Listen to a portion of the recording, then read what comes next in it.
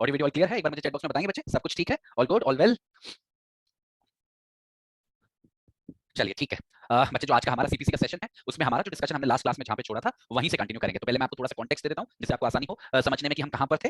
बच्चे हमने अपनी लास्ट क्लास में ऑर्डर 1 को कंप्लीट कर लिया था which talks of parties to the suits, वो joinder, misjoinder, non joinder in relation to parties. ठीक है, पार्टीज मींस प्लेंटिफ और डिफेंडेंट। उसके कॉन्टेक्स्ट में हमने उसको खत्म कर लिया था। Then came the point of order number 2। फिर हमने ऑर्डर नंबर 2 से शुरुआत की थी। ऑर्डर नंबर 2 जो है बच्चे वो बड़ा इंपॉर्टेंट है, रीजन बीइंग क्योंकि ये सूट के बारे में बात करता है कि मतलब वो जो हम प्लेन फाइल कर रहे हैं कोर्ट के सामने, व्हाट डज इट रिक्वायर, उसमें क्या-क्या चीजें होनी चाहिए, हमको उसे किस अप्रोच के साथ कंप्लीट करना है, फिनिश करना है, तो ये सारी चीजें। तो हमने इसके जो दो रूल हैं, रूल नंबर 1 जो फ्रेमिंग के बारे में बात करता है और जो रूल नंबर 2 है जो होल क्लेम और सारे के सारे रिलीफ को इंक्लूड करने की बात करता है, ये दो सब रूल हमने पढ़ लिए थे। अब आज की जो बच्चे हमारा सेशन शुरू होगा वो होगा रूल 3 से। तो ऑर्डर 2 के रूल 3 को पढ़ेंगे, 4 को पढ़ेंगे, 5 को पढ़ेंगे, 6 को पढ़ेंगे एंड 7 को पढ़ेंगे। तो ये वाली जो क्लास आप देख रहे हो अपने सामने, in this class we are going to finish with order number 2। उसके बाद हम लोग बच्चे अपनी जो नेक्स्ट क्लास होगी 9 बजे उसमें ऑर्डर नंबर 3 के साथ शुरुआत करेंगे। ऑर्डर नंबर 3 जो है वो कंपैरेटिवली इजी है, जैसे ऑर्डर नंबर 1 और ऑर्डर नंबर 2 थोड़े से उसमें बहुत ज्यादा प्रिंसिपल्स है, थोड़ी सी कॉम्प्लिकेशंस भी थी। जो ऑर्डर नंबर 3 है वो कंपैरेटिवली इजी है, जिसको मैं 9 बजे वाली क्लास में पढ़ाऊंगा और वो रूल 1 से लेकर 6 तक एक्सटेंड करता है। तो this is our agenda for today. अब सारी बातों को छोड़कर अगर मेरी तरफ आप सभी लोग अपना ध्यान केंद्रित करें तो सुनिए मैं क्या कह रहा हूं। देखिए, सीपीसी के ये जो ऑर्डर्स है, हर ऑर्डर की बच्चे अपनी एक कहानी है।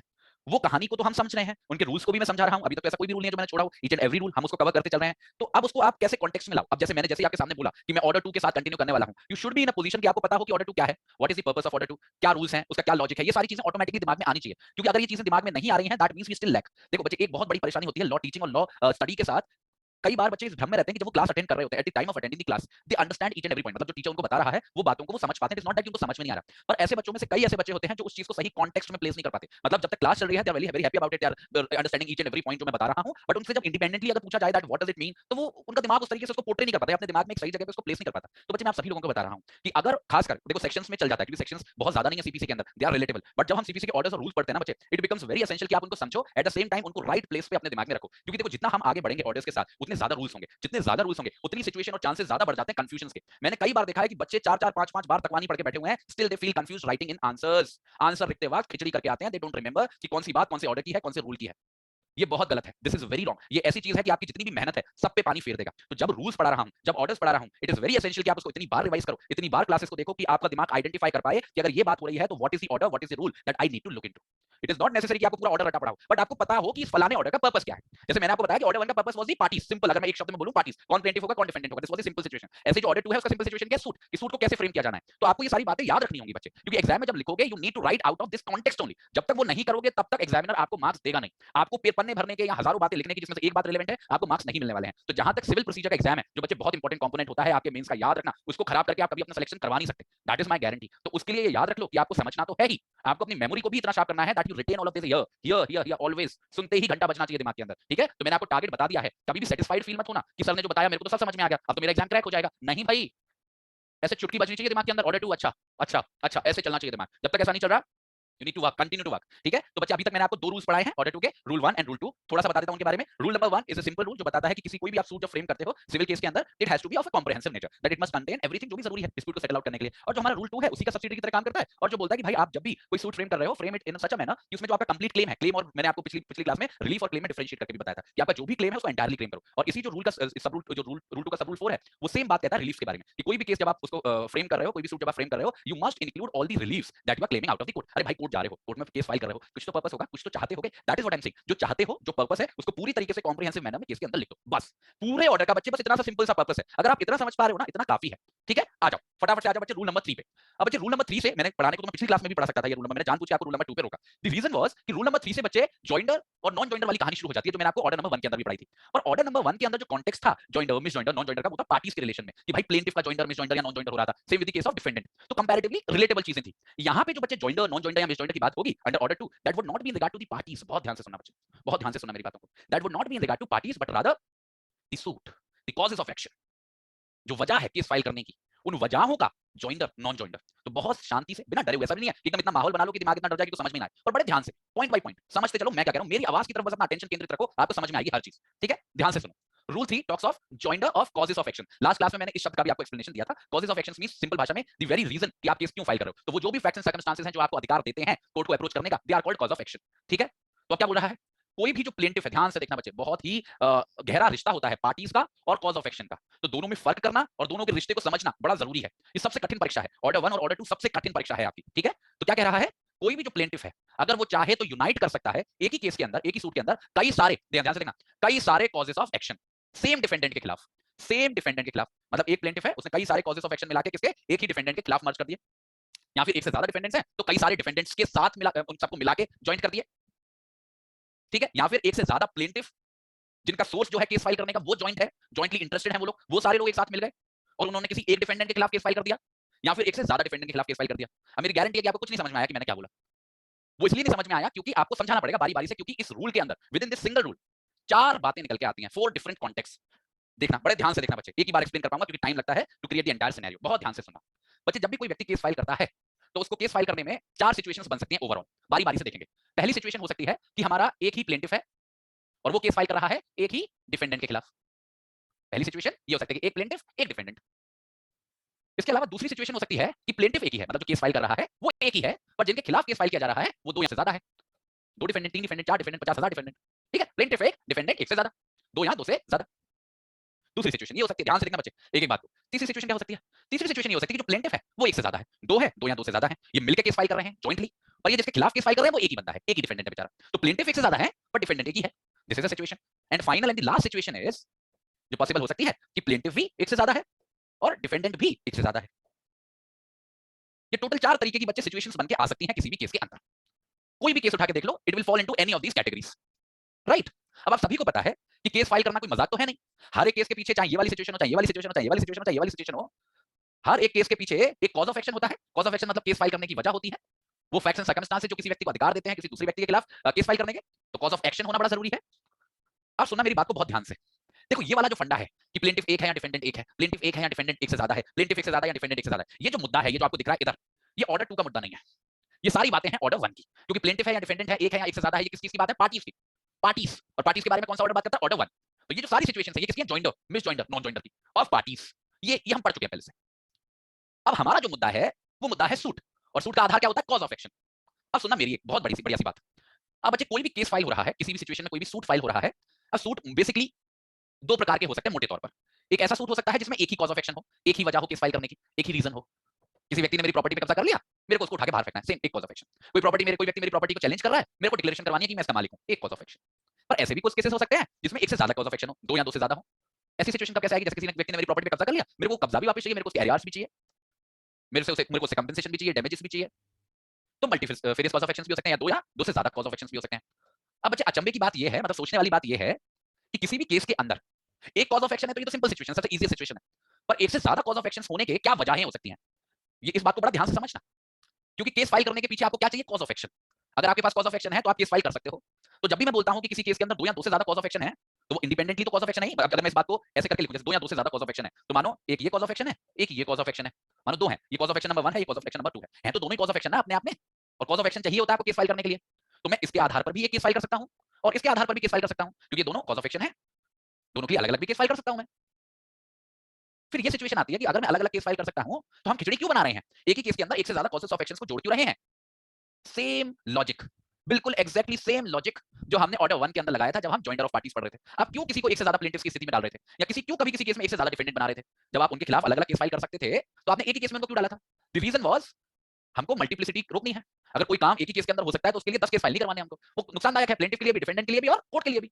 दैट वाज द पर्पस कि अगर मुद्दा जुड़ा हुआ है आपस में लोगों का तो क्यों ना उनको मर्ज कर दें, एक ही केस में उन सबका मुद्दा डिसाइड कर दें। सेम इज द पॉइंट यहां पे कि अगर कोई ऐसी सिचुएशन है जहां पे जो फैक्ट्स एंड सर्कमस्टेंसेस हैं पार्टीज के बीच में, उसमें एक से ज्यादा कॉज ऑफ एक्शन अराइज हो रही हैं, पर अगर वो कॉज ऑफ एक्शन एक दूसरे से जुड़ी हुई हैं तो क्यों उनके बारे में अलग अलग केस फाइल करें? अगर कॉज ऑफ एक्शन एक दूसरे से भले ही अलग अलग है, उनके अलग अलग केसेस फाइल हो सकते हैं, पर क्यों करें? जब वो एक दूसरे से जुड़ी हुई हैं तो क्यों ना उनके बारे में एक ही केस फाइल करें? प्लेंटिफ का भी खर्चा कम, वकील का, डिफेंडेंट का भी खर्चा कम, कम तारीखों में आना पड़ेगा और कोर्ट के लिए पेंडेंसी भी कम होगी। तो हम कॉजेस ऑफ एक्शंस को भी कंबाइन कर सकते हैं। अब सवाल ये उठता है कि जब हम प्लेंटिफ्स और डिफेंडेंट्स को कंबाइन करते थे ऑर्डर 1 के अंदर, जब उनका जॉइंटर करते थे, तो उसके पीछे हम क्या लॉजिक लगाते थे? ये लॉजिक लगाते थे कि वो जो प्लेंटिफ्स और डिफेंडेंट्स हैं वो एक दूसरे से कनेक्टेड होने चाहिए, या फिर एक ऐसी परिस्थिति कि अगर उनके खिलाफ अलग अलग केस फाइल करेंगे या वो लोग अलग अलग केस फाइल करेंगे तो वो सेम क्वेश्चंस ऑफ लॉ और फैक्ट अराइज होंगे। तो मतलब there has to be some commonality ना उन लोगों के बीच में, तभी उनको को प्लेंटिफ या को डिफेंडेंट बनाते हैं। बिल्कुल एग्जैक्टली सेम टेस्ट लगता है बच्चे ये निर्धारित करने के लिए कि कब हम किन्हीं 2 या 2 से ज्यादा कॉजेस ऑफ एक्शंस को कंबाइन कर सकते हैं, या फिर कब माना जाता है कि 2 या 2 से ज्यादा कॉजेस ऑफ एक्शंस कंबाइन की जा सकती हैं। क्योंकि ऐसा तो है नहीं कि बिल्कुल drastically different causes of actions को आप उनको कंबाइन करके एक केस में डाल दो। ऐसा नहीं कर सकते ना, प्लेंटिफ में भी तो ऐसा नहीं कर सकते कि एक प्लेंटिफ का दूसरे प्लेंटिफ से कोई लेना देना नहीं और आपने उनको को प्लेंटिफ बना दिया। Obviously there is no logic to it. तो कुछ तो एक लॉजिक ढूंढना पड़ेगा कंबाइन करने के लिए। अब वही समझना है आपको, जब हम इस चीज को स्वीकार कर रहे हैं कि किसी एक केस में ऐसा हो सकता है कि एक से ज्यादा कॉजेस ऑफ एक्शंस हो, तो हमारे सामने सवाल यही है कि कब होगा ऐसा। उसका जवाब आपको यही मिलेगा इसी टेबल के अंदर। सबसे सिंपल सिचुएशन क्या होगी बच्चे? जैसे एक प्लेंटिफ है एक डिफेंडेंट है, इनके बीच में एक कॉज ऑफ एक्शन भी हो सकता है, एक से ज्यादा भी कॉज ऑफ एक्शन हो सकते हैं। एक कॉज ऑफ एक्शन कैसे? डिफेंडेंट ने प्लेंटिफ की प्रॉपर्टी को नुकसान पहुंचाया, प्लेंटिफ ने कहा मेरे को डैमेजेस दो, एक कॉज ऑफ एक्शन। डिफेंडेंट ने नुकसान पहुंचाते पहुंचाते प्लेंटिफ की प्रॉपर्टी को उसमें ट्रेसपास कर दिया और एक रात सो के गया अंदर, तो डैमेजेस भी चाहिए और ट्रेसपास जो किया उसका भी वो चाहिए कंपेंसेशन, दो कॉजेस ऑफ एक्शंस। तो पार्टीज एक एक है, पर इनके बीच में जो मुद्दे हैं, जो लड़ाइयां हैं, वो एक से ज्यादा है, एक से ज्यादा है। पर अगर ये जो मुद्दे हैं लड़ाई के, अगर ये एक दूसरे से क्लोजली रिलेटेड हैं, तो इनको एक ही केस में सुना जा सकता है। जैसे मैंने आपको एग्जांपल दिया कि चोट पहुंचाते पहुंचाते ट्रेस पास कर दिया, तो वही फैक्ट्स और सर्कमस्टेंसेस कॉन्स्टिट्यूट कर रहे हैं दोनों कॉजेस ऑफ एक्शंस को, they are somehow related by the space of time and place. वहीं दूसरा एग्जांपल लें कि एक तरफ तो डिफेंडेंट ने प्लेंटिफ की प्रॉपर्टी को फलाने दिन डैमेज पहुंचाया और एक दिन डिफेंडेंट ने प्लेंटिफ से उधार ले लिए थे 5000 रुपए जो आज तक वापस नहीं करे। दोनों कॉज ऑफ एक्शन है, दोनों जगह प्लेंटिफ डिफेंडेंट के खिलाफ केस फाइल कर सकता है, पर ये दोनों ही सिचुएशंस, एक तरफ प्रॉपर्टी को लॉस पहुंचाना और एक तरफ उधार लेके वापस ना करना, ये एक दूसरे से बहुत अलग है। तो यहाँ पे बहुत कम चांसेस है कि इन दो कॉज ऑफ एक्शंस को एक ही केस में मिलाया जाएगा, भले पार्टीज वही हो, पार्टीज वही है, पर ऐसी सिचुएशन में ज्यादा अच्छा रहेगा कि इन दोनों चीजों के बारे में अलग अलग केस फाइल किया जाए, क्योंकि ये cause of action similar facts और सिचुएशन से अराइज नहीं हो रही। तो अगर एक प्लेंटिफ है एक डिफेंडेंट है तो एक कॉज ऑफ एक्शन भी हो सकता है, एक से ज्यादा कॉज ऑफ एक्शन भी हो सकते हैं। सेम हियर, प्लेंटिफ एक है डिफेंडेंट ज्यादा है। जब भी बच्चे नंबर ज्यादा होते हैं किसी भी तरफ, इस तरफ या दोनों तरफ, जब भी एक से ज्यादा डिफेंडेंट हो जाए, एक से ज्यादा प्लेंटिफ हो जाए, एक से ज्यादा प्लेंटिफ और डिफेंडेंट हो जाए, तो इस चीज के ज्यादा चांसेस हो जाते हैं, मतलब एक से ज्यादा कॉजेस ऑफ एक्शन होने के ज्यादा चांसेस हो जाते हैं, क्योंकि लोग ज्यादा होते हैं। हो सकता है कि डिफेंडेंट नंबर 1 के खिलाफ कोई कॉज ऑफ एक्शन हो जो सब लोग शेयर कर रहे हो, डिफेंडेंट नंबर 2 भी शेयर कर रहा हो, एक कॉज ऑफ एक्शन हो जो केवल डिफेंडेंट नंबर 1 के खिलाफ हो, एक कॉज ऑफ एक्शन हो जो केवल डिफेंडेंट नंबर 2 के खिलाफ हो, that may be a scenario.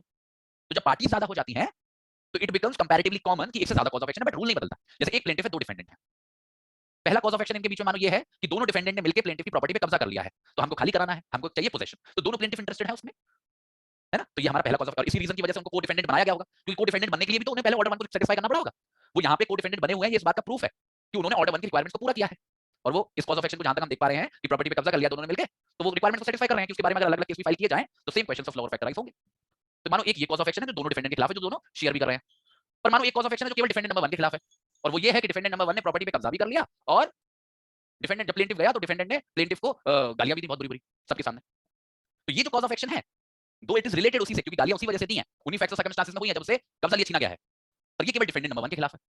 तो हो सकता है ना, हमने पढ़ा है ना ऑर्डर 1, जरूरी नहीं है कि सारे डिफेंडेंट्स हर एक कॉज ऑफ एक्शन में इंटरेस्टेड हो, अगर उनमें एक भी कॉज ऑफ एक्शन कॉमन है दैट इज सफिशिएंट। तो मानो एक कॉज ऑफ एक्शन हो गया जो केवल पहले डिफेंडेंट के खिलाफ है, तो ये हो गए दो कॉज ऑफ एक्शन, इनके बारे में एक केस सुना जा सकता है। एक कॉज ऑफ एक्शन है जो दोनों कॉमनली शेयर कर रहे हैं, एक कॉज ऑफ एक्शन केवल एक पहले व्यक्ति के खिलाफ है, क्योंकि वो सेम फैक्ट्स और सर्कमस्टेंसेस से अराइज हो रहा है, they can be heard together, there is no issue with that, simple.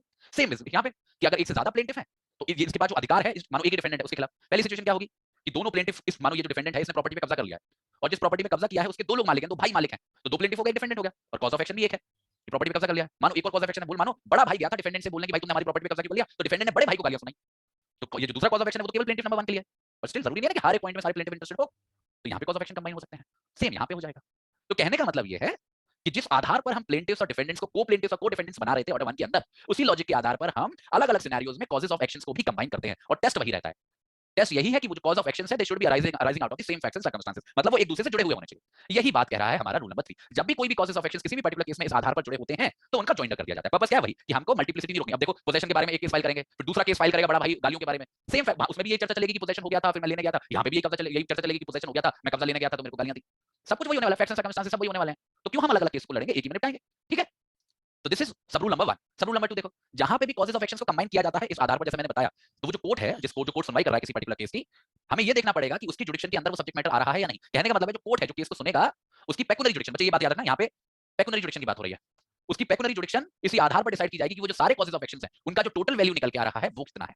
जैसे फॉर एग्जांपल पहला कॉज ऑफ एक्शन था किसी फलानी प्रॉपर्टी की रिकवरी के बारे में, दूसरा कॉज ऑफ एक्शन था गालियां देने की डैमेजेस के बारे में, मानो तीसरा कॉज ऑफ एक्शन है कि प्रॉपर्टी को डैमेज पहुंचा दिया। तो इन सारे क्लेम्स की जो वैल्यू निकल के आ रही है इन टोटो, मानो प्रॉपर्टी है 80 लाख की, गालियां देने के मांग रहे हैं 10,000 रुपए, डैमेजेस करने के मांग रहे हैं 20,000 रुपए, तो जो भी हमारा जितना भी टोटल वैल्यू निकल के आ रहा है सूट का, उस हिसाब से हम जज करेंगे कि किस कोर्ट के पास जाना चाहिए ये केस, उस एप्रोप्रिएट कोर्ट में फाइल करेंगे जिसकी पेक्युनरी जुडिक्शन में वो कंप्लीट वैल्यू जो है केस की सारे कॉजेस ऑफ एक्शंस को मिलाकर जो आ रही है, किसी एक कॉजेस ऑफ एक्शन के आधार पर नहीं, combining all the values of the all the causes of actions, जो टोटल आ रहा है हमारा उसके हिसाब से किसी भी पर्टिकुलर कोर्ट की पेक्युनरी जुडिक्शन जज की जाती है। वैसे तो ये लॉजिकल बात है, कहने की जरूरत नहीं है, पर ठीक है कह देते हैं। अब मुझे जल्दी से बताओ कि मैंने इतना जो दिमाग मारा आपके लिए रूल नंबर 3 पे, आपको समझ में आया कि नहीं? अभी तक जो भी बताया गया है वो समझ में आया है या नहीं? क्लियर है?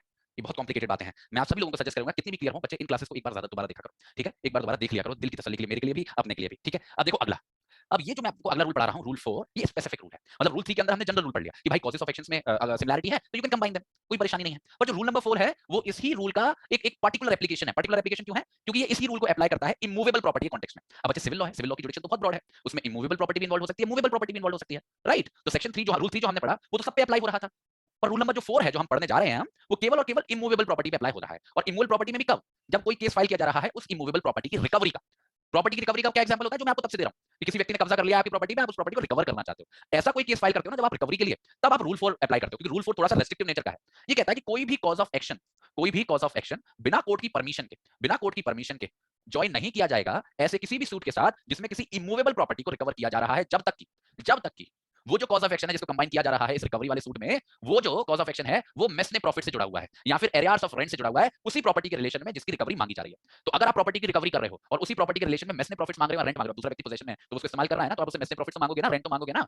तो ये जो चीज है इसको कंबाइन किया जा सकता है, इसको आप कंबाइन कर सकते हो, और इसको कंबाइन करने के लिए आपको कोर्ट की परमिशन की जरूरत नहीं है अगर बात मेस ने प्रॉफिट्स की या फिर एरियर्स ऑफ रेंट की है। ऐसे ही अगर आप किसी कॉन्ट्रैक्ट के ब्रीच के बारे में डैमेजेस क्लेम कर रहे हो जो उसी प्रॉपर्टी से रिलेटेड है, मानो आपने कॉन्ट्रैक्ट किया था उस पर्टिकुलर व्यक्ति से उस प्रॉपर्टी के ही रिलेशन में जिसको आप रिकवर कर रहे हो, उसने उस कॉन्ट्रैक्ट का ब्रीच किया था तो आप उसके बारे में भी कंपेंसेशन मांग रहे हो, तो इसको भी उस ओरिजिनल सूट से कंबाइन किया जा सकता है, अलग से केस फाइल करने की जरूरत नहीं है। और ऐसा करने के लिए आपको कोर्ट की परमिशन भी नहीं लेनी पड़ेगी। ऐसे ही अगर कोई भी आप रिलीफ मांग रहे हो जो रिलीफ उसी प्रॉपर्टी की रिकवरी से जुड़ा हुआ है, मतलब somehow it is related to the cause of action जिसकी वजह से आपको रिकवरी का केस फाइल करना पड़ रहा है। ये थोड़ा सा ब्रॉड है, थर्ड पॉइंट। इन तीन परिस्थितियों में, इन तीन सिचुएशन में, ये जो तीन परिस्थितियां मैंने आपको बताई ए, बी और सी के अंदर, इनको तो कंबाइन किया जा सकता है एक ऐसे केस के अंदर जहां पे किसी इमूवेबल प्रॉपर्टी की रिकवरी की जा रही है। इन तीन स्थितियों को छोड़कर अगर और कोई कॉज ऑफ एक्शन है जो आप कंबाइन करना चाहते हो इसी सूट के साथ जिसमें आप प्रॉपर्टी को रिकवर कर रहे हो, जैसे हमने एग्जांपल दिया कि हमको गालियां दे दी, ऐसे एग्जांपल दिए कि हमारी प्रॉपर्टी को चलो डैमेज तो यहां पे कवर हो जाएगा, मतलब कोई एक ऐसी सिचुएशन जो somehow इन तीनों कैटेगरीज में से किसी कैटेगरी में नहीं करता, तो ऐसे किसी कॉज ऑफ एक्शन को आप कंबाइन तो कर सकते हो, उसमें कंबाइन करने की मनाही नहीं है, पर आपको कंबाइन करने से पहले कोर्ट की परमिशन लेनी पड़ेगी। इन तीनों को करने के लिए कोर्ट की परमिशन नहीं है, बाकी को करने के लिए कोर्ट की परमिशन, प्रायर परमिशन पहले आपको लेनी पड़ती है। रूल 3 के अंदर जो यूनिवर्सल सेक्शन है, जो इमूवेबल प्रॉपर्टी सब तरीके के केसेस पे अप्लाई होता है, वहां पे कोर्ट की परमिशन की जरूरत नहीं होती, आप कंबाइन कर सकते हो, आपको बस उस रूल की रिक्वायरमेंट्स को पूरा करना है।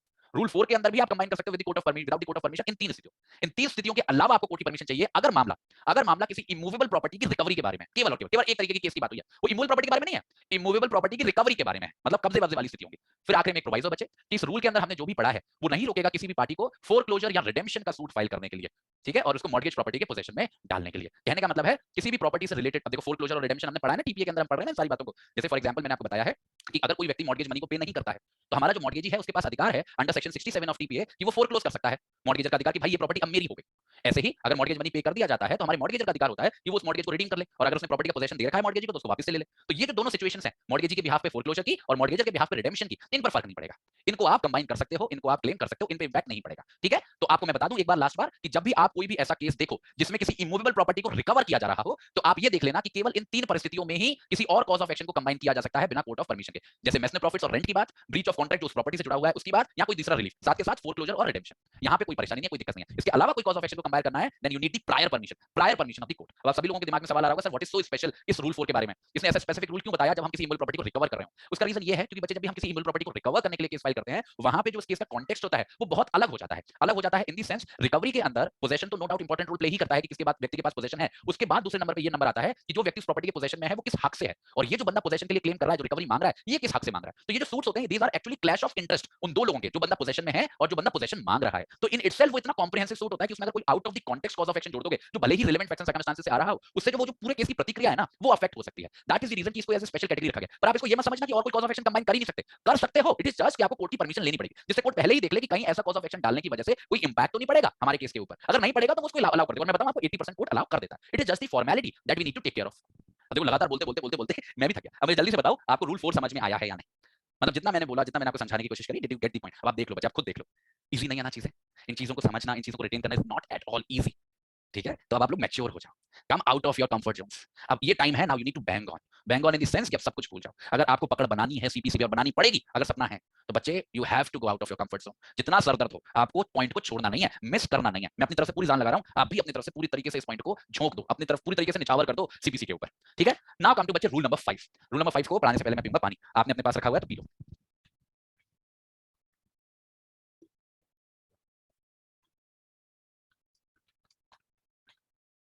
अब ये जो बच्चे रूल नंबर 5 है बड़ा मजेदार है, बड़ा स्पेसिफिक है, आपको एक मिनट में याद हो जाएगा। ये बात करता है बच्चे ऐसी सिचुएशंस की जहां पे कोई भी एग्जीक्यूटर, कोई भी एडमिनिस्ट्रेटर और कोई भी एआर इन्वॉल्व है। पहले तो इन तीनों एक्सप्रेशंस को समझना है बच्चे। जहां तक ये दो एक्सप्रेशंस हैं, एग्जीक्यूटर और एडमिनिस्ट्रेटर, ये दो एक्सप्रेशंस हैं जो कम ज्यादातर पिक्चर में आते हैं जब कोई व्यक्ति किसी दूसरे व्यक्ति को रिप्रेजेंट कर रहा होता है। रिप्रेजेंट इन द सेंस, अब देखो अलग अलग तरीके हो सकते हैं, अलग अलग आधार हो सकते हैं रिप्रेजेंटेशन के कानून के अंदर। जैसे कोई व्यक्ति ट्रस्टी हो सकता है, कोई व्यक्ति किसी विल के अंदर बेनिफिशियरी हो सकता है, कोई व्यक्ति ऐसा हो सकता है जिसका काम हो बिल को एग्जीक्यूट कराना, कोई व्यक्ति किसी की एस्टेट को रिप्रेजेंट कर सकता है as a partner in the business. तो there may be many different context जिसमें कोई व्यक्ति किसी दूसरे व्यक्ति की प्रॉपर्टी के रिलेशन में एग्जीक्यूटर बन सकता है या एडमिनिस्ट्रेटर बन सकता है। दोनों लीगल वर्ड्स हैं, पर आपको उस समय नहीं फंसना। मैं जो आपको बता रहा हूं एक्सप्लेनेशन, बस उसको समझो। एक ऐसी सिचुएशन जब कोई व्यक्ति किसी दूसरे व्यक्ति की एस्टेट को रिप्रेजेंट कर रहा होता है, वो स्थिति होती है एग्जीक्यूटर और एडमिनिस्ट्रेटर की, और उस रिप्रेजेंटेशन की पोजीशन में उस प्रॉपर्टी के साथ जो भी वो कर रहा है वो करता है। एआर तो आप सभी को पता है, एआर तो आपका उत्तराधिकारी होता है, जो आपका उत्तराधिकारी है वो आपका एआर है। अब ये जो रूल 5 है ये इन 3 कैटेगरी के लोगों की बात करता है और ऐसी सिचुएशंस में लेके जाता है जहां पर कुछ क्लेम्स किए जा रहे हैं इन तीनों में से किसी के द्वारा, ध्यान से देखना, क्लेम्स किए जा रहे हैं इन तीनों में से किसी के द्वारा या इन तीनों में से किसी के खिलाफ, दोनों सिचुएशन है, बाय एंड अगेंस्ट। ठीक है, ध्यान से देखना, कोई भी क्लेम इन तीनों में से किसी के भी द्वारा या इन तीनों में से किसी भी के खिलाफ ज्वाइन नहीं किया जाएगा किसी भी ऐसे क्लेम के साथ जो इनके द्वारा या इनके खिलाफ है इनकी पर्सनल कैपेसिटी में, इनकी पर्सनल कैपेसिटी में। बहुत सिंपल सा रूल है, आपको समझ में आए तो इनकी पर्सनल कैपेसिटी में। तो ये है आपका मेन रूल। मैंने जैसा आपको बताया कि ये जो तीनों ही एक्सप्रेशंस हैं, एग्जीक्यूटर, एडमिनिस्ट्रेटर, एआर, तीनों के अंदर भावना क्या है कि एक व्यक्ति दूसरे व्यक्ति की एस्टेट को रिप्रेजेंट कर रहा है। मतलब they are not the owners, they are not acting by themselves, they are representing someone. AR अपने उसको रिप्रेजेंट कर रहा है, जो भी इसका जिसके थ्रू ये क्लेम करेगा प्रॉपर्टी। एडमिनिस्ट्रेटर, एग्जीक्यूटर अपने टेस्टेटर को, जिसने विल बनाई है, उसको रिप्रेजेंट कर सकते हैं, अपने जिसने ट्रस्ट बनाया है उसको रिप्रेजेंट कर सकते हैं, जो भी मतलब इनकी source of authority. The point is they also always have a source of authority. तो अगर इनके खिलाफ कोई क्लेम रेज किया जा रहा है या फिर ये कोई क्लेम रेज कर रहा है किसी भी केस के अंदर, दोनों ही जगह हमें ये ध्यान रखना है कि कभी मिक्स मैच ना करे जाएं ऐसे क्लेम्स जो इनके खिलाफ है या इनके द्वारा है पर्सनल कैपेसिटी में, और जो इनके खिलाफ है या इनके द्वारा है इस रिप्रेजेंटेटिव कैपेसिटी में। क्योंकि जब वो रिप्रेजेंटेटिव कैपेसिटी में एक्ट करते हैं या उनके खिलाफ क्लेम रेज किया जाता है या वो क्लेम रेज करते हैं, तो ये उस व्यक्ति के बिहाफ पे कर रहे होते हैं जिसको ये रिप्रेजेंट कर रहे हैं, as the executor, as the administrator और एज द एआर। पर जब इनकी पर्सनल कैपेसिटी में इनके खिलाफ क्लेम रेज किया जाता है या ये करते हैं, तो इनकी पर्सनल कैपेसिटी में होता है, ना कि ऐसा एग्जीक्यूटर जो भी इसका नाम होगा अजय, विजय, संजय, तो तब क्लेम रेज किया जा रहा है उसकी पर्सनल कैपेसिटी में, वो किसी को रिप्रेजेंट नहीं कर रहा। अजय के खिलाफ क्लेम रेज हो रहा है या अजय क्लेम कर रहा है कोई चीज in his own personal capacity. तो ये जो दो है तो वो इंसान ही ना, उसके खुद के पर्सनल खिलाफ भी कुछ क्लेम्स हो सकते हैं, इन रिप्रेजेंटेटिव कैपेसिटी भी कुछ हो सकते हैं। ये रूल बस इतना सा कहता है कि हम जब कंबाइन कर रहे हैं ना, हम पिछले सारे रूल्स के अंदर क्या कोशिश कर रहे हैं कि एक ही केस के अंदर हम कंबाइन करते हैं डिफरेंट कॉजेस ऑफ एक्शंस को, जिससे मल्टीप्लिसिटी ना हो। ये रूल बस इतना सा कह रहा है, इस पूरी प्रक्रिया को करते वक्त आप एक बात का ध्यान रखना कि किसी भी सूरत में कोई भी ऐसा क्लेम बाय और अगेंस्ट एग्जीक्यूटर, एडमिनिस्ट्रेटर और एआर कंबाइन ना हो ऐसे क्लेम्स के साथ, चाहे बाय चाहे अगेंस्ट, जो उनकी पर्सनल कैपेसिटी में हो, जो उनकी पर्सनल कैपेसिटी में हो। बस कितना सिंपल सा रूल। फिर इसके बाद एक छोटी सी इसकी एक्सेप्शन, वो ये है कि अगर ये जो क्लेम्स हैं जो पर्सनल कैपेसिटी में ही क्यों ना हो, जिनको हम अलग रखने की बात कर रहे हैं, अगर ये क्लेम्स भी उसी एस्टेट के बारे में है, उसी प्रॉपर्टी के बारे में है जिसको वो रिप्रेजेंट कर रहे हैं, as the executor, as the administrator और एज द एआर, चाहे वो क्लेम रेज कर रहे हो चाहे उनके खिलाफ किया जा रहा हो, या फिर एक ऐसी स्थिति है कि वो जो एस्टेट है जिसको वो रिप्रेजेंट कर रहे हैं उसके अंदर उनको भी कुछ हक है, उस प्रॉपर्टी के ऊपर उनका भी कोई हिस्सा है, चाहे उस व्यक्ति के साथ जिसकी डेथ हो गई जिसको वो रिप्रेजेंट कर रहे हैं, चाहे अपने आप से। मतलब कहने का मतलब क्या है? कहने का मतलब यह है कि ये बात बिल्कुल ठीक है कि किसी भी व्यक्ति के खिलाफ जब आप कोई केस फाइल करते हो या वो केस फाइल करता है, it is always taken care of कि वो अपनी पर्सनल कैपेसिटी में अलग केस फाइल करे और अपनी पर्सनल कैपेसिटी में अलग केस फाइल करे। पर अगर वो जो उसकी पर्सनल कैपेसिटी है या फिर वो जो उसकी रिप्रेजेंटेटिव कैपेसिटी है, अगर वो एक ही एस्टेट के बारे में है, एक ही प्रॉपर्टी के रिलेशन में है, तो वहां पर हम ऐसे क्लेम्स को कंबाइन होना अलाउ करेंगे। फॉर एग्जाम्पल, मैं आपको दो एग्जाम्पल देता हूं। मानो एक कोई फलानी प्रॉपर्टी है, प्रॉपर्टी एक्स। इस प्रॉपर्टी एक्स के रिलेशन में एक फलाना व्यक्ति है ए नाम का, जिसको एडमिनिस्ट्रेटर चुना गया है, विल के अंदर टेस्टेटर ने एडमिनिस्ट्रेटर चुना है इसको। अब इस एक्स प्रॉपर्टी के रिलेशन में कोई केस फाइल किया जा रहा है, क्लेम रेज किया जा रहा है किसी फलाने व्यक्ति के द्वारा, मानो जेड व्यक्ति के द्वारा, इस एक्स प्रॉपर्टी के रिलेशन में जिसका वो एडमिनिस्ट्रेटर है। तो ये कौन सी हुई? उसकी रिप्रेजेंटेटिव कैपेसिटी हुई। मानो ये जो जेड व्यक्ति है ए के खिलाफ केस फाइल कर रहा है, पर वो इस एक्स प्रॉपर्टी के रिलेशन में नहीं कर रहा है, वो कर रहा है किसी ई प्रॉपर्टी के रिलेशन में। पर ये जो ई प्रॉपर्टी है वो ए की खुद की है, पर्सनल प्रॉपर्टी है उसकी, उसने खुद खरीदी है, वो उसको रिप्रेजेंट नहीं करता। तो जेड का जो कंसर्न है वो एक्स के रिलेशन में भी है और ई के रिलेशन में भी है। ई ए की खुद की है और एक्स जो एक्स के रिलेशन में जो ए है वो एडमिनिस्ट्रेटर है। तो बोल रहा है हमारा रूल कि इन दोनों को कंबाइन नहीं करेंगे, इसके बारे में अलग केस चलाएंगे, इसके बारे में अलग केस चलाएंगे, क्योंकि दोनों जगह मुद्दे अलग होंगे, फैक्ट्स अलग होंगे, सर्कमस्टेंसेस अलग होंगे। पर अगर ऐसी सिचुएशन हो जाए कि एक मुद्दा तो एक ही प्रॉपर्टी का है, केस तो एक ही प्रॉपर्टी के रिलेशन में हो रहा है, और उसी प्रॉपर्टी के रिलेशन में जो एक ही सिचुएशन है वो मिक्स्ड है, वो कुछ हद तक उस प्रॉपर्टी का रिप्रेजेंटेटिव भी है और कुछ हद तक उसकी पर्सनल कैपेसिटी में भी वो उसको होल्ड करता है। जैसे मैं आपको एग्जांपल दूं, कोई घर है, ये इस घर के मालिक थे एक पापा और एक उसका बेटा। पार्टीशन वार्टीशन नहीं किया था उन्होंने, टुकड़े नहीं बांटे थे, घर के दोनों मालिक थे, जॉइंट ओनर्स की तरह एक्ट कर रहे थे, और इन दोनों का कोई दुनिया में नहीं है। पिता की मौत हो गई, ये कौन है? एआर है, उनका अकेला एआर है। पर ये जो प्रॉपर्टी है आदि तो उसकी पहले से थी, जॉइंट ओनर था। जब प्रॉपर्टी खरीदी थी तो पापा और बेटे ने मिलकर खरीदी थी, दोनों ने 50-50 लाख रुपए दिए थे। तो he was already interested in that property अपनी पर्सनल कैपेसिटी में, और क्योंकि उसके पिताजी मर गए हैं तो बाकी के आधे हिस्से के बारे में वो एआर बन गया है, रिप्रेजेंटेटिव ऑफ फादर बन गया है। तो ऐसी सिचुएशन में अगर कोई व्यक्ति इस प्रॉपर्टी के रिलेशन में केस फाइल करना चाहेगा तो वो इन दोनों सिचुएशंस को कंबाइन कर सकता है। उसे अलग अलग केस को तोड़ने की जरूरत नहीं है, उस हिस्से के बारे में जो वो पर्सनल कैपेसिटी में होल्ड करता है या फिर उस हिस्से के बारे में जो पिताजी के एआर के तौर पर होल्ड करता है, नहीं। If that is in relation to the same property, in reference to the same property जिसपे वो भी बंदा एंटाइटल्ड है, तो वहां पे क्लेम को कंबाइन किया जा सकता है, अदरवाइज नॉट। अदरवाइज हमको पर्सनल कैपेसिटी के बारे में अलग क्लेम रेज करने हैं और रिप्रेजेंटेटिव कैपेसिटी के बारे में अलग क्लेम रेज करने हैं। अब मुझे जल्दी से बताओ कि आपको रूल 5 समझ में आया है? चैट बॉक्स में बच्चे वाइट टाइप करके बताएंगे, जल्दी से मुझे भी पता चल रहा है आपको समझ में आ रहा है या नहीं। Did you get the point? कैसे रिप्रेजेंटेटिव कैपेसिटी, पर्सनल कैपेसिटी कैसे अलग होती है, और जो मैंने आपको एग्जांपल दिया वो चिपका देना पेपर में जाके, ठीक है? Now come to rule number 6। Rule number 6 is the absolute power of the court of law. ऐसा ही रूल हमने ऑर्डर 1 में भी पढ़ा था। ये एब्सोल्यूट पावर देता है किसी भी कोर्ट ऑफ लॉ को, और वो पावर है सेपरेट ट्रायल्स के बारे में। सेम पावर है ऑर्डर 1 के भी अंदर। जब भी कोर्ट को ऐसा लगे कि कोई भी कॉज ऑफ एक्शन जिनको कंबाइन किया गया है किसी भी केस के अंदर, उसकी वजह से क्या होगा? एम्बेरसमेंट होगी, मतलब कम कंफ्यूजन होगा, मुद्दा डिले हो जाएगा, टाइम लग जाएगा, इनकन्वीनियंस होगी, बहुत ही ज्यादा कंफ्यूजन हो जाएगा, कॉम्प्लिकेशन हो जाएगी। तो ऐसी सिचुएशन में अगर कोर्ट चाहे तो सेपरेट ट्रायल्स को ऑर्डर कर सकता है, या फिर इसके अलावा अगर वो चाहे तो कोई दूसरा ऑर्डर भी जारी कर सकता है जो भी इस स्थिति को कम करे। देखो इस बात को समझो, पहले रूल 6 का कॉन्टेक्स्ट समझो आप। रूल 6 के अंदर ये बात बिल्कुल सही है कि हमारे कोर्ट के पास पावर है सेपरेट ट्रायल्स की, पर ये एक सिचुएशन को प्री सपोज करता है, वो सिचुएशन ये है कि एक ऐसा केस आया है जिसमें कॉजेस ऑफ एक्शंस को कंबाइन किया गया है। और जब मैं बोलता हूं अपने मुंह से कि कॉजेस ऑफ एक्शंस को कंबाइन किया गया है, दैट मींस वो एक ऐसा सिचुएशन रही जिस सिचुएशन में ये हमने पढ़ा रूल 1 से लेकर रूल 5 6 तक, उनमें से की रिक्वायरमेंट्स पूरी हो रही थी। रिक्वायरमेंट्स पूरी हो रही होंगी तभी तो वो कॉजेस ऑफ एक्शंस को कंबाइन कर पाए होंगे। तो दैट इज द प्रीसपोजिशन। ये एक ऐसी स्थिति जहां पे कानून के अनुसार, सीपीसी के अनुसार कॉजेस ऑफ एक्शंस को कंबाइन करना अलाउ किया गया था, and the causes of actions that were combined that was completely legit, completely logical as allowed by this order. बस दिक्कत यह है कि इस बात के बावजूद कि कानून उसको अलाउ कर रहा है, फिर भी कोर्ट को किसी भी वजह से लग रहा है कि भले सीपीसी ऐसा करने को कह रहा है आपसे, पर फिर भी अगर हम ऐसा करेंगे तो इन तीनों में से कोई खराब परिस्थिति बनेगी। तो इस बात के बावजूद कि एक ऐसी स्थिति है जो रूल 1 2 3 4 5 को सेटिस्फाई कर रही है और कॉजेस ऑफ एक्शन को कंबाइन कर सकते हैं, फिर भी कोर्ट कह सकता है कि मैं तो अलग अलग ट्रायल चलाऊंगा। तो कोर्ट के ऊपर, इस ऑर्डर के ऊपर पावर दी गई है कोर्ट को, क्योंकि इन दी एंड उसको चलाना है ट्रायल। अगर उसको इनकन्वीनियंस फील हो रही है, उसको लग रहा है कि बहुत कंफ्यूजन होगा, उसको लग रहा है देरी हो जाएगी, तो डिस्पाइट द फैक्ट कि सारी रिक्वायरमेंट जो हमने पढ़ी वो सेटिस्फाई हो रही थी, फिर भी सेपरेट ट्रायल्स का ऑर्डर दिया जा सकेगा। बट सेपरेट ट्रायल का ऑर्डर दिया जाना is not the only option. ऐसा भी हो सकता है कि वो जो केस चल रहा है उसमें से किसी कॉज ऑफ एक्शन को कोर्ट हटा दे, इसको लेटर डेट पे देख लेंगे, बाद में देख लेंगे once we sort out with this. तो जो भी वो कुछ कोई ऑर्डर जारी कर सकता है जिससे भी उसे लगे कि ये इनकन्वीनियंस कम हो जाए, ये कंफ्यूजन कम हो जाए, ये डिले कम हो जाए, वो कर सकता है। मतलब the court can do anything which is possible जिससे ये तीन स्थितियां कम हो, आसानी बने। तो आखिरी जो कॉल है बच्चे, वो हमारे कोर्ट ऑफ लॉ का ही रहता है। और जो हमारा आखिरी रूल है इस ऑर्डर का, रूल नंबर 7, ये भी हमारे ऑर्डर नंबर 1 में था, पर वहां पे कॉन्टेक्स्ट पार्टीज का था, यहाँ पे कॉजेस ऑफ एक्शंस का। यहाँ पे बात की जा रही है कि हमने इतने सारे रूल्स पढ़े कि आप ऐसे ऐसे करके कॉजेस ऑफ एक्शंस को कंबाइन कर सकते हो, उनको ज्वाइन कर सकते हो, दिस सिनेरियो दैट सिनेरियो। पर अगर कभी ऐसी स्थिति बन रही है कि किसी केस के अंदर कॉजेस ऑफ एक्शंस को कंबाइन कर लिया गया है और पार्टी को लग रहा है कि ये जो कॉजेस ऑफ एक्शंस कंबाइन हुए हैं ये गलत तरीके से हुए हैं, मतलब एक ऐसी परिस्थिति में हुए हैं जहां पे जो ये ऑर्डर हमने पढ़ा इसके जो रिक्वायरमेंट्स है वो सेटिस्फाई नहीं हो रही थी, तो वो कौन सी परिस्थिति कहलाएगी? मिसजॉइंडर ऑफ कॉजेस ऑफ एक्शंस। वहां पे क्या बोलते थे? मिसजॉइंडर ऑफ प्लेंटिफ, मिसजॉइंडर ऑफ डिफेंडेंट, या फिर सिंपली मिसजॉइंडर ऑफ पार्टीज। यहाँ पे मिसजॉइंडर किसका कहलाएगा? एक ऐसा जॉइंडर जो कानून के अनुसार नहीं है, वो किसका कहलाएगा? मिसजॉइंडर ऑफ कॉजेस ऑफ एक्शंस। तो अगर किसी व्यक्ति को परेशानी है कि दो कॉजेस ऑफ एक्शन या दो से ज्यादा कॉजेस ऑफ एक्शन को कंबाइन किया गया है और उसे लग रहा है कि वो हमारे ऑर्डर 2 की रिक्वायरमेंट्स को पूरा नहीं कर रहा है, तो उसकी ये जिम्मेदारी है कि वो अपना ऑब्जेक्शन जल्दी से जल्दी ले, अर्लीस्ट पॉसिबल अपॉर्चुनिटी पे ले, और किसी भी परिस्थिति में इशू सेटल होने से पहले ले ले। अब ये इशू सेटल होने का क्या मतलब है? मैंने आपको बताया था पिछली क्लास में, एक बार किसी केस में जब इशू सेटल हो गया, from that point onwards there is no logic, फिर तो भाई कार्रवाई बहुत आगे की स्टेज पे पहुंच चुकी है। तो पहला तो यूनिवर्सल टेस्ट है वो तो यही है कि अर्लीस्ट पॉसिबल अपॉर्चुनिटी पे लेना, जल्दी से जल्दी लेना, इंतजार नहीं करना कि इशू सेटल हो जाए। तो अगर मैं स्टार्टिंग बेंचमार्क बताऊं तो स्टार्टिंग बेंचमार्क ये है कि अर्लीस्ट पॉसिबल अपॉर्चुनिटी, जितना जल्दी ले सकते हो उतना जल्दी। और अंत में बताऊं, letter to letter, letter to letter, issue settle होने से पहले। तो जल्दी से जल्दी इशू सेटल होने से पहले इस बीच ही आपको ऑब्जेक्शन लेना होगा। पर अगर ऐसी परिस्थिति बन गई है कि जिस आधार पर आप ऑब्जेक्शन ले रहे हो, जिस वजह से आपको लग रहा है कि मिसजॉइंडर हुआ है, वो वजह ही बाद में निकल के आई है, मतलब पहले जॉइंडर ठीक था पर बाद में कुछ ऐसा हो गया जिसकी वजह से वो जॉइंडर मिसजॉइंडर हो गया, तो वो सिचुएशन ही बाद में निकल के आई है, तो यहाँ पे तो बेचारी पार्टी को दोष देना बेकार है। तो ऐसी परिस्थिति में अगर ऐसा कोई ऑब्जेक्शन है उस जॉइंडर के खिलाफ कॉजेस ऑफ एक्शन के, उसको आप बाद में भी ले सकते हो। ठीक है, तो नॉर्मल सिचुएशंस में आपको जल्दी से जल्दी लेना है। अगर आपको पता है पहले से कि मिसजॉइंडर की स्थिति, तो बैठे नहीं रहना उस पे, जल्दी से जल्दी लेना है, और किसी परिस्थिति में इशू के सेटलमेंट से पहले लेना। और अगर आप नहीं लेते हो तो आगे आपको लेने नहीं दिया जाएगा, ये मान लिया जाएगा कि आपने अपने ऑब्जेक्शन को वेव कर दिया, तो भले ही कितना भी मिसजॉइंडर हो केस उस हिसाब से ही चलेगा। ठीक है, पर अगर कोई ऑब्जेक्शन की जो वजह है वो बाद में अराइज हो रही है तो उसके बारे में आप तब ले सकते हो, पर फिर भी जैसे ही आपको पता चला वैसे ही लो, जल्दी से जल्दी, फिर भी आप बैठे मत रहो। But this was our order number 2, all about the causes of actions, framing of suit, joinder and misjoinder of the causes of actions. अब मुझे आप जल्दी से बता दो, आप सभी लोग कॉन्फिडेंटली, कि आपको सारे rules from 3 to up till the last one आपको सबको समझ में आया है, कहीं पे 1% भी डाउट नहीं है कि सर ये क्या था वो क्या था। Everything, each and every point is clear, क्योंकि बच्चे एग्जाम में बहुत ज्यादा जरूरत पड़ेगी आपको ऑर्डर नंबर 1 की, ऑर्डर नंबर 2 की। These two are personal capacity means a person who is being sued in a particular case, किसी व्यक्ति पे केस फाइल किया जा रहा है, उसकी पर्सनल कैपेसिटी पे, कोई प्रॉपर्टी मेरी है उस आधार पर मेरे खिलाफ केस फाइल किया जा रहा है, ना कि किसी पर्सनल किसी रिप्रेजेंटेटिव कैपेसिटी में। ठीक है, आगे बढ़े फिर जल्दी से बच्चे, चैट बॉक्स में बताएं। ठीक है, अब आप मुझे बताओ कि आप चाहते हो कि ऑर्डर 3 में इसी क्लास में शुरू करूं, नेक्स्ट में करूं? अभी वैसे इसमें हमारे पास है 10-15 मिनट, नेक्स्ट में दिमाग थोड़ा सा हो गया, हैवी हो गया। ठीक है, कोई बात नहीं है, हम लोग नेक्स्ट क्लास में शुरू करेंगे अपने नेक्स्ट ऑर्डर को। बच्चे 1 घंटे बिल्कुल माइंड को फ्रेश करके आना, पढ़ना मत बिल्कुल। वैसे ऑर्डर जो नेक्स्ट ऑर्डर है वो कंपैरेटिवली इजी है, ठीक है, उसमें कुछ बहुत ज्यादा आपको कॉम्प्लिकेशन नहीं होगी, 6 ही रूल है, मैं आपको पढ़ा दूंगा आसानी से, पर फिर भी अपने दिमाग को फ्रेश करके आना, पानी वानी पी के आना, चाय को पी के आना। ठीक है।